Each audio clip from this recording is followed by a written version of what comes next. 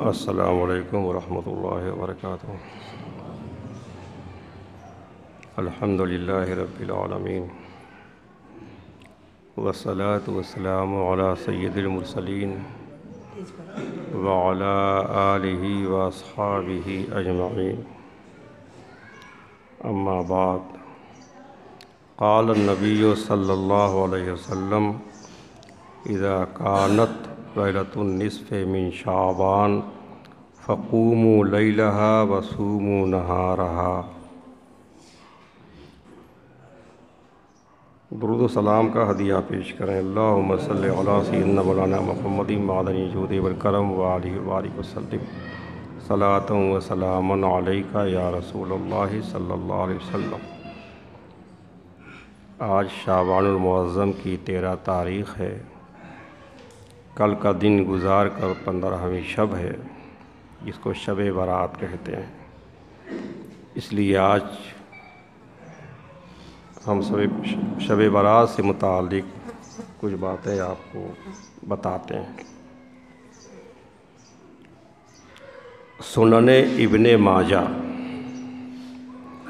باب ما جاء فی لیلۃ النصف من شعبان۔ ابن ماجہ شریف کی حدیث ہے،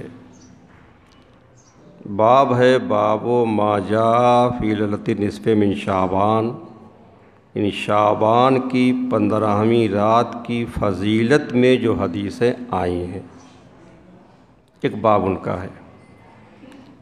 اس میں انہوں نے 4 حدیثیں نقل کی ہیں۔ میں پہلی حدیث آپ کو سناتا ہوں، اور وہ حدیث سیدنا مولائے کائنات حضرت علی ابن ابی طالب رضی اللہ تعالیٰ عنہ سے روایت ہے۔ قالا، انہوں نے فرمایا کہ قال رسول اللہ صلی اللہ علیہ وسلم، اللہ کے رسول صلی اللہ تعالیٰ علیہ وسلم نے ارشاد فرمایا، اذا کانت لیلۃ النصف من شعبان فقوموا لیلہا وصوموا نہارہا۔ جب شعبان کی 15ویں رات ہو، جس کو شب برات کہتے ہیں، تو رات کو قیام کرو، عبادتوں میں گزارو، اور دن میں روزہ رکھو۔ میں پہلے پوری حدیث سنا دیتا ہوں۔ فَإِنَّ اللَّهَ يَنزِلُ فِيهَا لِغُرُوبِ الشَّمْسِ إِلَى سَمَاءِ الدُّنْيَا، کیونکہ اللہ تعالیٰ اس رات میں سورج غروب ہوتے ہی آسمان دنیا کی طرف متوجہ ہوتا ہے۔ یہ ترجمہ سب سے محتاط ہے، ورنہ ینزلو کے معنی اترتا ہے۔ آسمان دنیا، یہ آسمان جو ہمیں نظر آتا ہے۔ صحیح ترجمہ یہ ہوگا کہ وہ عرش اعظم پر جو مستوی ہے، عرش اعظم سے اتر کر اس آسمان پر آ جاتا ہے، جو اس کی شان کے لائق ہے۔ اور فرماتا ہے کہ الا من مستغفر، سنو، کوئی مجھ سے مغفرت طلب کرنے والا ہے، کوئی مجھ سے معافی مانگنے والا ہے، میں اس کی مغفرت کروں۔ اور سنو، کوئی مجھ سے روزی طلب کرنے والا ہے، میں اسے روزی دوں۔ اور سنو، کوئی مبتلائے مصیبت ہے کہ میں اسے عافیت دوں۔ کوئی ایسا ہے، کوئی ایسا ہے، اسی طرح صبح تک ارشاد ہوتا رہتا ہے۔ یہ حدیث کا خلاصہ ہوا۔ اس حدیث میں اللہ کے حبیب سید عالم صلی اللہ تعالیٰ علیہ وسلم نے اپنی امت کو 2 حکم دیا ہے کہ جب شب برات آئے تو 2 کام کرو، رات کو قیام کرو، اور دن کو یعنی 15 تاریخ کو روزہ رکھو۔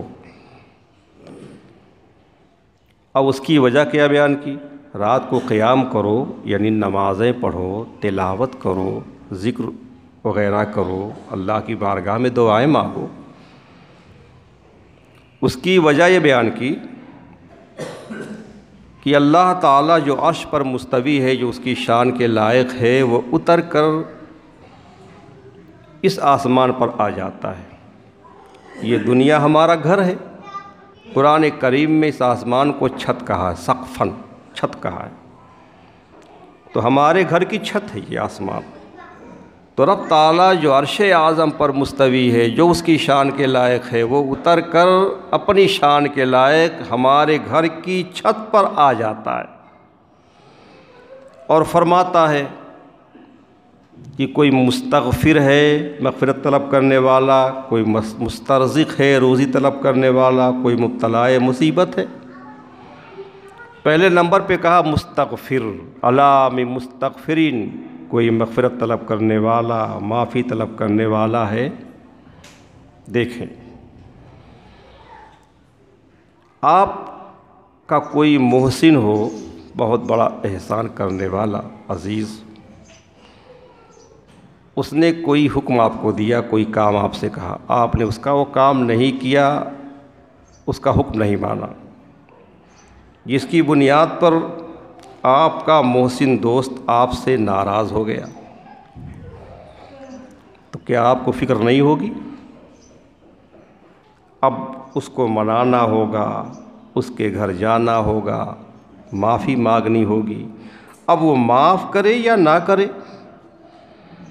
اور اگر وہ آپ کا محسن خود کرم کر کے آپ کے گھر آ جائے اور کہے کہ میرے عزیز، تو نے غلطی کی ہے لیکن مجھ سے معافی مانگ لے، میں تجھے معاف کر دوں گا، یہ اس کا کتنا بڑا کرم ہے۔ اور اگر اب بھی آپ اس سے معافی نہ مانگیں تو آپ بہت بڑے بد نصیب ہوں گے، محروم ہوں گے۔ بلا تمثیل رب تعالیٰ جو ہمارا خالق ہے، ہمارا رب ہے، اس نے بہت سارے احکام ہمیں دیے اور ہم نے بے شمار غلطیاں کی ہیں، بے شمار خطائیں کی ہیں، بہت نافرمانیاں کی ہیں، بہت گناہ کیے ہیں۔ چاہیے تو یہ کہ ہم ہر طرح کوشش کر کے اس کو منائیں، اس سے معافی مانگیں، لیکن اس رات میں کرم کر کے وہ خود ہمارے گھر کی چھت پر آ کر ہم سے فرماتا ہے، میرے بندے، تو نے غلطیاں کی ہیں، تو نے بڑے گناہ کیے ہیں، بڑی نافرمانیاں کی ہیں، تو نے مجھے ناراض کیا ہے ضرور، لیکن آج ہم مائل بکرم ہیں، مانگ لے مجھ سے معافی، 2 قطرے آنسو بہا لے، میرا وعدہ ہے میں تجھے معاف کر دوں گا۔ یہ اس کا کتنا بڑا کرم ہے۔ اس پر بھی جو بندہ اس سے معافی نہ مانگے، اس رات کو غفلت میں گزار دے، وہ کتنا بڑا بد نصیب ہے، کس قدر محروم ہے۔ مستغفر استغفار سے بنا ہے۔ استغفار ہے کیا چیز؟ گناہ کر کے آدمی اس کا احساس کرے کہ ہم نے گناہ کیا، ہم نے خطا کی، احساس کرے، اور پھر زبان سے اقرار کرے کہ ہم نے واقعی گناہ کیا ہے، اور اس پر شرمندہ ہو، نادم ہو، اور یہ احساس کرے کہ میرے اس گناہ سے میرا خدا مجھ سے ناراض ہو گیا، میرے رسول مجھ سے ناراض ہو گئے۔ اب جو ہے اللہ تعالیٰ سے معافی مانگے، روئے گڑگڑائے، عاجزی کرے کہ مولا تو مجھے معاف کر دے، اسے کہتے ہیں استغفار۔ ایسے کرنے والے کو مستغفر کہا جاتا ہے۔ برکت کے لیے ہم مستغفر کی، استغفار کرنے والے کی ایک مثال ہم آپ کو بیان کرتے ہیں۔ ایک اللہ کا مقرب بندہ ہے، ایک غلطی ہو گئی ہے اس سے، اسے کتنی شرمندگی ہوئی، اللہ و رسول صلی اللہ علیہ وسلم کی ناراضگی کی سزا بھگتنی پڑی، بڑی محنت کے بعد معافی ملی۔ وہ حضرت کعب بن مالک رضی اللہ تعالیٰ عنہ کی ذات ہے، صحابی رسول، مقدس صحابی، بخاری شریف کی حدیث ہے، یہ کتاب المغازی میں یہ حدیث ہے۔ اور حضرت کعب بن مالک رضی اللہ تعالیٰ عنہ کے صاحبزادے حضرت عبداللہ بن کعب بن مالک اس حدیث کے راوی ہیں۔ حدیث بہت لمبی ہے، اگر میں پوری حدیث آپ کو سناؤں اور اس کی توضیح بھی کروں تو اس میں گھنٹوں لگ جائیں گے۔ میں اختصار کروں گا، اس کو مختصر کر کے آپ کو سناؤں گا خاص خاص باتیں اس کی، لیکن پھر بھی وقت آج زیادہ ہو جائے گا، آپ لوگ معاف کریں گے، میں پہلے ہی سے معافی مانگ لے رہا ہوں آج۔ قیصر روم دنیا کی سب سے بڑی طاقت اس وقت تھی، وہاں کے بادشاہ کو قیصر کہا جاتا ہے۔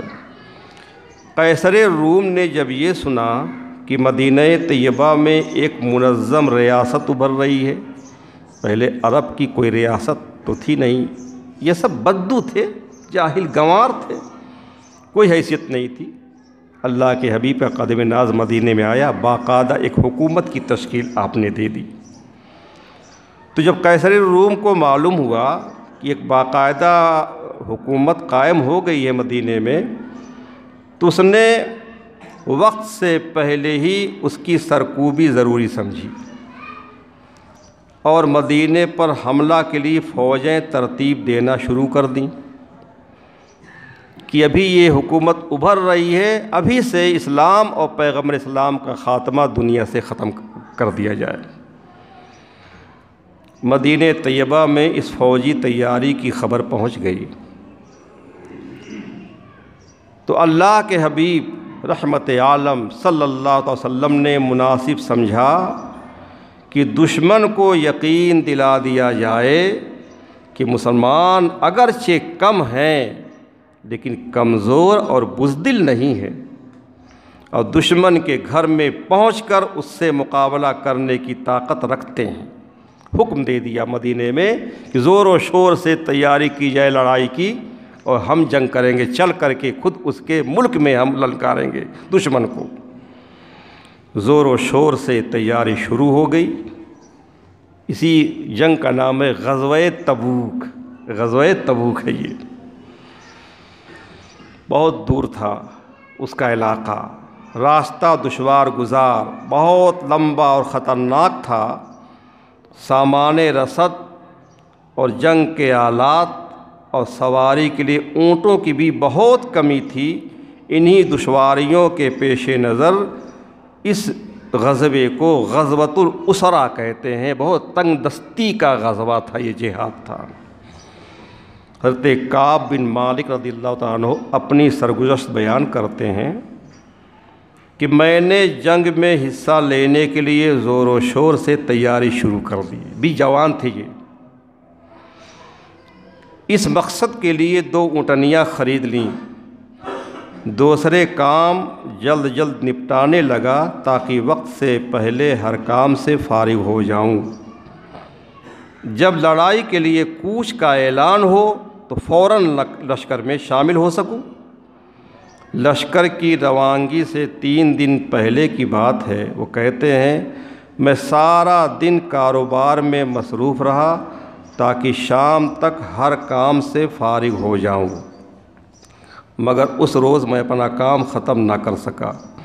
دوسرے دن میں نے پھر بہت کوشش کی، مجھے پکا یقین تھا کہ آج سارے کام نپٹا لوں گا، مگر اس روز بھی ناکام رہا۔ پھر بھی مجھے اطمینان تھا کہ تیسرے دن ضرور فرصت پا جاؤں گا، مگر افسوس کہ میں اپنی کوشش اور ارادے میں کامیاب نہ ہو سکا۔ ادھر حضور اقدس صلی اللہ تعالی وسلم نے اعلان فرما دیا کہ صبح لشکر روانہ ہو جائے گا۔ میں نے دل میں سوچا کہ اتنا بڑا لشکر تیزی کے ساتھ سفر نہیں کر سکے گا، آہستہ آہستہ اپنی منزل کی طرف بڑھے گا۔ میرے پاس تیز رفتار مضبوط اونٹنی ہے، میں اس پر سوار ہو کر دوسرے دن لشکر سے جا ملوں گا۔ یہ سوچ کر کچھ سکون آ گیا، اور میں لشکر کی روانگی کے بعد بھی اپنے کام میں مصروف رہا۔ لشکر روانہ ہو گیا، میں نہیں جا سکا، اس روز بھی میرا کام مکمل نہ ہو سکا۔ میں نے دوسرا دن بھی کام کاج میں صرف کر دیا۔ اب میں فارغ تھا، مگر یہ سوچ کر دل بجھ گیا کہ لشکر کو روانہ ہوئے 2 دن بیت چکے ہیں، وہ منزلیں طے کرتا ہوا دور دراز علاقوں میں پہنچ چکا ہوگا، اب اسے راستے میں جا لینا ممکن نہیں۔ اپنی سستی اور نادانی پر غصہ آنے لگا اور رہ رہ کر افسوس ہوتا تھا کہ اتنی غفلت کیوں برتی۔ کہتے ہیں کہ اپنی ذات اور بے بسی پر اور بھی رونا آتا جب گلی کوچوں میں انہی لوگوں کو پھرتے دیکھتا جو اپنے نفاق اور دوغلی پالیسی میں مشہور تھے، جو منافق تھے، وہ جہاد میں شریک نہیں ہوتے تھے اور وہ گری نظروں سے دیکھے جاتے تھے، یا پھر معذور اور اپاہج لوگ ملتے تھے۔ یہ صورتحال دیکھ کر میں اپنی ہی نظروں میں گر گیا۔ تبوک کے میدان میں پہنچ کر حضور اقدس صلی اللہ علیہ وسلم نے قیام کا حکم دے دیا۔ آپ وہاں بیٹھے، پھر آپ نے پوچھا ما فعل کعب، کعب کہاں ہے؟ وہ نظر نہیں آتا۔ کسی نے بتایا ہوگا ان کو کہ حضور نے پوچھا، راستے پہ کبھی نہیں پوچھا تھا، وہاں پوچھا کہ کعب بن مالک کہاں ہے؟ وہ نظر نہیں آتا۔ قبیلے بنو سلمہ کے ایک نوجوان نے کہا کہ یا رسول اللہ صلی اللہ علیہ وسلم، حبسہ برداہ و نظرہ فی عطفیہ۔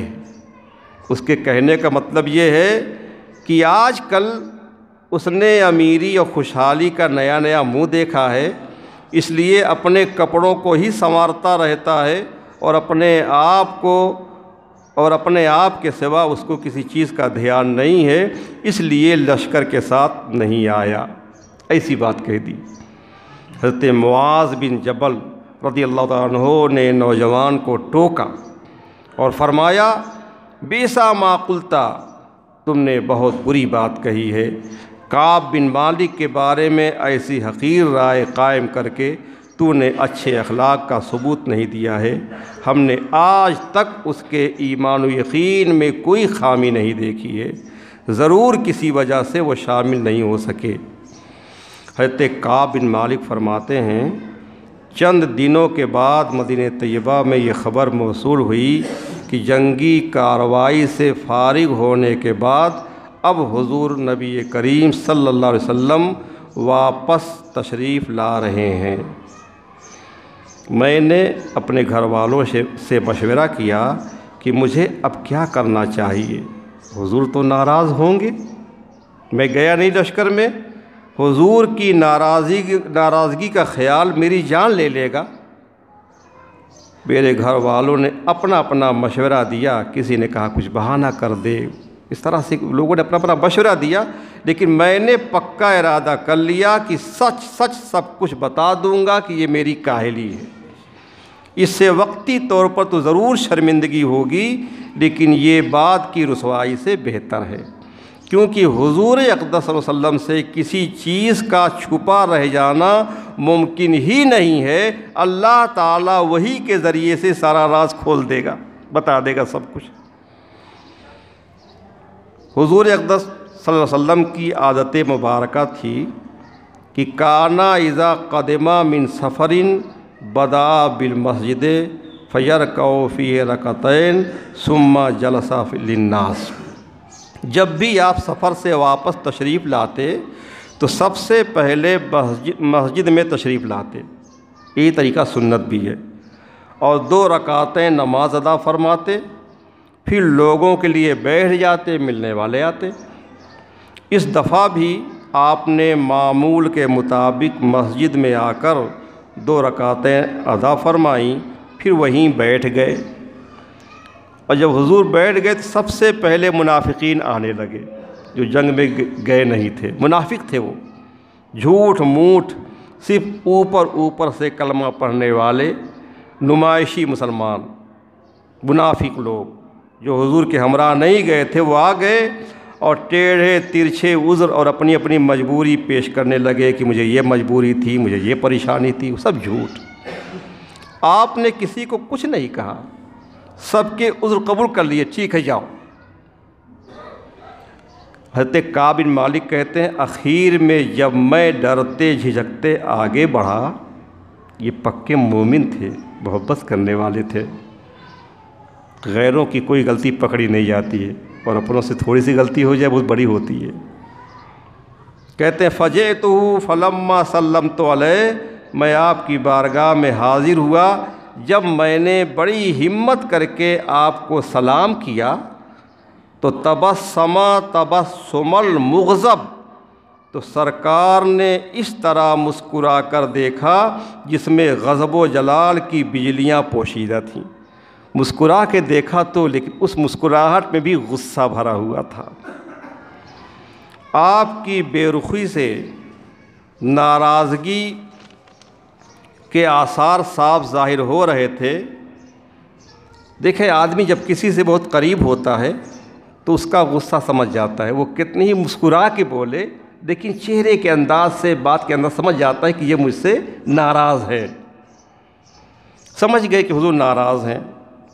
ثم قال پھر حضور نے فرمایا تعالی، آؤ قریب آ جاؤ۔ کہتے ہیں میں آ کر آپ کے سامنے بیٹھ گیا۔ فقال لی ما خلفک، حضور نے غصے سے پوچھا ہاں تم کہاں تھے؟ جنگ میں شریک کیوں نہیں ہوئے؟ کیا تم نے سواری کے لیے اونٹنیاں نہیں خریدی تھیں؟ کیا تم نے لڑائی کی تیاریاں نہیں کی تھیں؟ جنگ میں شامل کیوں نہیں ہوئے؟ کہتے ہیں بڑی مشکل سے خود کو سنبھالا اور ڈرتے کانپتے عرض کی میرے آقا، خدا کے فضل سے جتنا آج آسودہ حال ہوں اتنا کبھی نہیں تھا۔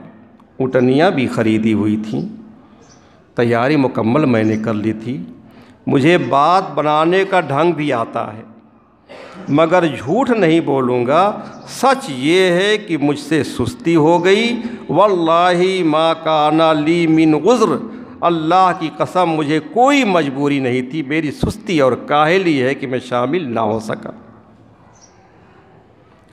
فقال رسول اللہ صلی اللہ علیہ وسلم اما ھذا فقد صدقہ، اللہ کے رسول صلی اللہ علیہ وسلم نے فرمایا اس ایک آدمی نے سچ بولا ہے۔ اب تک جو منافقین آتے رہے جھوٹے بہانے کرتے رہے، اس ایک آدمی نے سچ بولا ہے۔ پھر فرمایا لیکن کعب میں تم سے ناراض ہوں، تم جنگ میں شریک نہیں ہوئے، تم اپنے ہو۔ قم حتی یقضیک اللہ فیکا، اٹھو اور یہاں سے جاؤ یہاں تک کہ اللہ تعالیٰ تمہارے بارے میں کچھ فیصلہ کر دے، اللہ فیصلہ کرے گا، اٹھ کے جاؤ یہاں سے۔ حضرت کعب پر رنج و غم کا پہاڑ ٹوٹ پڑا، مارے غم کے نڈھال ہو گئے۔ حضور اقدس صلی اللہ علیہ وسلم کی ناراضگی کے تصور سے آنکھوں میں دنیا اندھیری ہو گئی۔ حضرت کعب تو بھی نوجوان تھے۔ حضرت کعب کے علاوہ ایک صاحب تھے مرارہ بن ربی اور ایک تھے ہلال بن امیہ رضی اللہ عنہما، یہ دونوں بزرگ بوڑھے صحابی تھے۔ ان دونوں سے بھی یہی غلطی ہوئی تھی جنگ میں نہیں، لیکن بوڑھے تھے، یہ ضعیف تھے۔ ان دونوں کے بارے میں بھی حضور نے یہی فرمایا تھا کہ اللہ ان کا فیصلہ کرے گا۔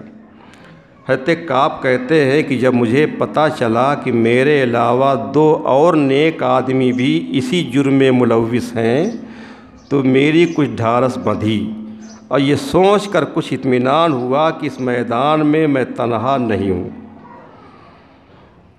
چند دنوں کے بعد سرکار اقدس صلی اللہ علیہ وسلم نے یہ حکم دے دیا صحابہ کو کہ کوئی شخص ان تینوں سے بات نہ کرے، نہ کسی قسم کا میل جول رکھے، بائیکاٹ کر دیا گیا۔ بس ابھی تو سب ایک دوسرے سے پیار کرنے والے تھے اور ان کو سب چاہتے تھے، لیکن حضور نے کہہ دیا کوئی ان تینوں سے بات نہ کرے۔ حضور کی زبان سے نکلتے ہی ایک ہی لمحے میں سارے لوگ ہمارے لیے غیر ہو گئے۔ کہتے ہیں جسے دیکھتے وہ نظریں پھیر لیتا، جس سے بات کرنے کی کوشش کرتے وہ دوسری طرف منہ گھما لیتا، کسی کے پاس بیٹھتے تو چپکے سے کھسک جاتا جیسے ہمیں کوئی دیکھنا ہی نہیں چاہتا۔ بھری دنیا میں ہمارا کوئی نہیں رہ گیا۔ کہتے ہیں میرے دونوں ساتھی بوڑھے تھے، وہ ہمت ہار کر اپنے اپنے گھر میں بیٹھ گئے، لیکن میں نوجوان تھا، کچھ حد تک میں نے اپنے آپ کو سنبھالے رکھا، لیکن اپنا معمول کیا بنا لیا۔ کہتے ہیں حضرت کعب بن مالک، میں مسجد نبوی میں آ کر نماز ادا کرتا اور حضور سے قریب قریب رہنے کی کوشش کرتا، منہ لٹکائے ہوئے غمگین رنجیدہ حضور کے پاس قریب رہنے کی کوشش کرتا تاکہ آپ مجھے دیکھیں اور آپ کو ترس آ جائے اور میری خطا معاف کر دیں۔ کہتے ہیں میں جان بوجھ کر کبھی کبھی حضور کو سلام کر کے اور دیکھتا رہتا تھا کہ سرکار کے ہونٹ ہلتے ہیں یا نہیں، جواب دیتے ہیں یا نہیں۔ کہتے ہیں کہ حضور مسجد میں بیٹھے رہتے اور میں قریب ہی نماز پڑھنے لگ جاتا، اور جب نماز پڑھتا تو چوری چوری حضور کو دیکھتا، نمازی میں چوری چوری حضور کو دیکھتا کہ آپ بھی مجھے دیکھتے ہیں یا نہیں۔ پھر کہتے ہیں میں نے محسوس کیا کہ جب میری نظریں حضور کی طرف نہیں ہوتی تو آپ مجھے دیکھتے ہیں، اور جب میں دیکھتا ہوں تو سرکار اپنا نورانی چہرہ دوسری طرف پھیر لیتے ہیں۔ جب بیگانگی کے دن لمبے ہو گئے تو میں بالکل بے بس اور اداس ہو گیا، کوئی تو بولتا نہیں تھا۔ کہتے ہیں ایک روز میں نے فیصلہ کر لیا کہ اپنے چچا زاد بھائی ابو قتادہ کے گھر ضرور جاؤں گا، میرا بھائی ہے، میرا دوست بھی تھا وہ، اور اس سے باتیں کر کے دل بہلانے کی کوشش کروں گا، میرا بھائی ہے، دوست ہے، ہو سکتا رحم آ جائے، مجھ سے باتیں کرے۔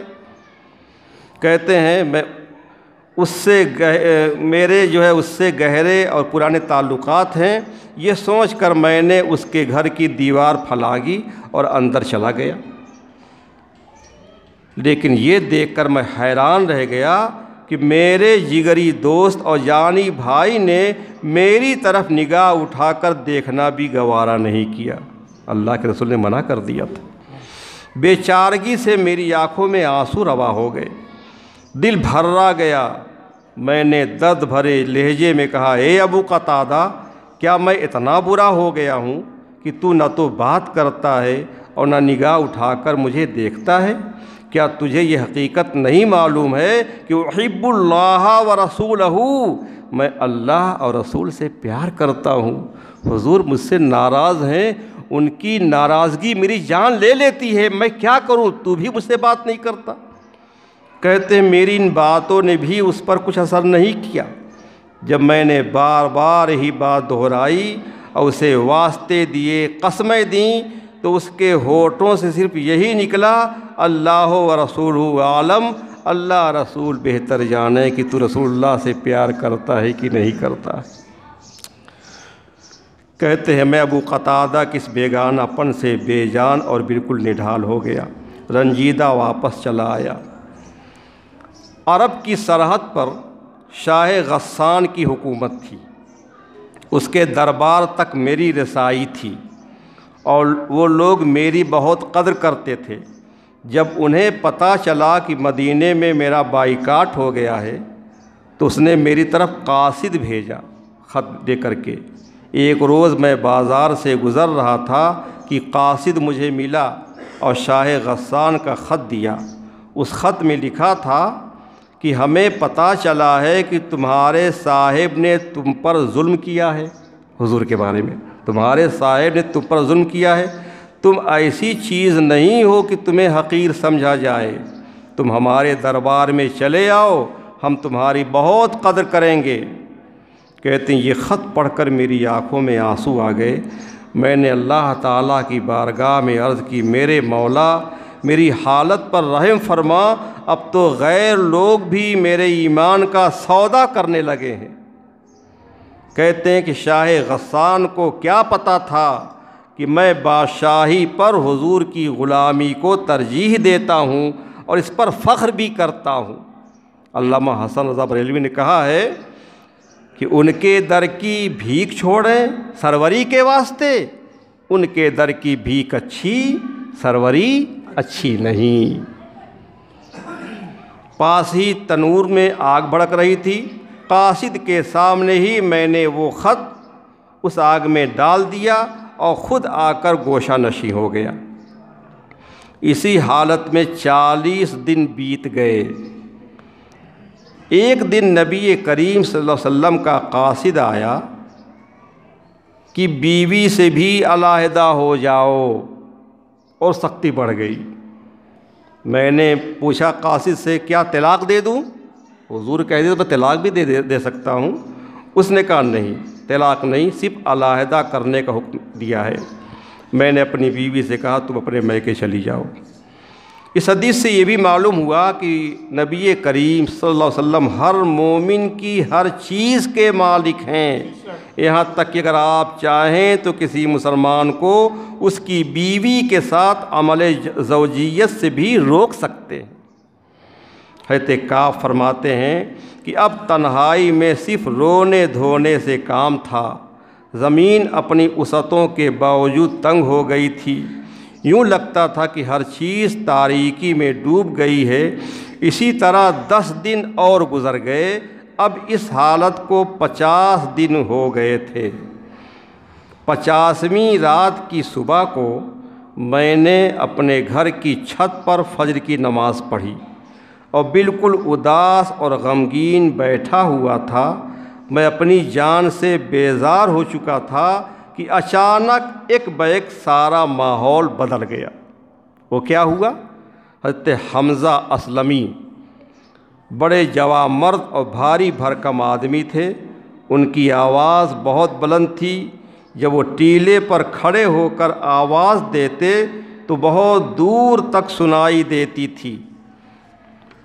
ان کی آواز سنائی دی، یہ بیٹھے ہوئی ہے مصلی پر سر جھکا کر کے غمگین، ان کی آواز سنائی دی، یا کعب بن مالک ابشر، اے کعب بن مالک تمہیں خوشخبری ہو، مبارک ہو، تمہاری خطا معاف کر دی گئی ہے۔ اللہ کے رسول کے حکم سے انہوں نے اعلان کیا تھا۔